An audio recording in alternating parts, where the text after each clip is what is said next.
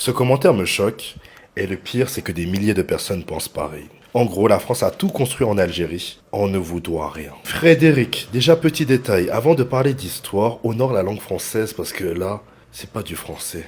Par contre, ce que tu dis là, c'est juste faux, ta vieille tête. On dirait que vous parlez d'Algérie comme si, avant l'arrivée de la France en 1830, c'était un désert vide.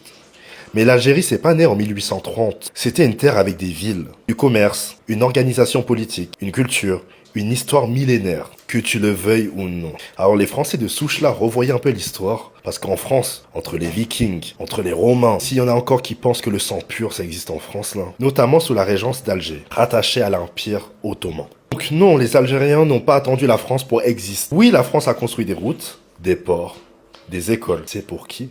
Les infrastructures coloniales, elles étaient faites pour les colons européens, pas pour les Algériens, soyons logiques un peu. La majorité des terres agricoles fertiles ont été confisquées. Les Algériens ont été exclus d'une éducation massive. On a effacé leur histoire. Va regarder les bombes nucléaires dans les déserts. L'accès aux soins était extrêmement limité pour la population locale. Et surtout, qui les a construites ces infrastructures? Des Algériens exploités, payés une misère ou forcés. Coloniser un pays, ce n'est pas aider, c'est prendre des terres, imposer un système, écraser une population, effacer une culture. Et ça a duré 132 ans, jusqu'à la guerre d'Algérie. Une guerre avec torture, massacre, déplacement de population et un traumatisme encore présent aujourd'hui. Donc non, on ne parle pas de dons ou d'aide. L'Afrique a esclavagisé l'Europe. Oui, il y a eu des formes d'esclavage en Afrique. Oui, il y a eu des conflits, des échanges.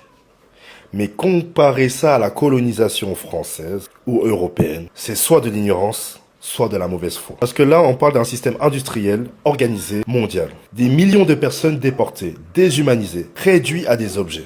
On ne peut pas mélanger les échelles pour se donner bonne conscience. Et aujourd'hui, personne ne dit que la France est un ennemi. Personne ne dit qu'il faut faire payer. Donc ne mélangez pas tout. Ne dites pas ce que les gens ne disent pas. On dit juste une chose, reconnaître l'histoire. Parce que comment veux-tu tourner la page à des gens à qui on refuse encore de lire leur histoire? Faire un travail de mémoire, ce n'est pas diviser. Apprenez à avoir de la nuance, sinon retournez scroller bêtement.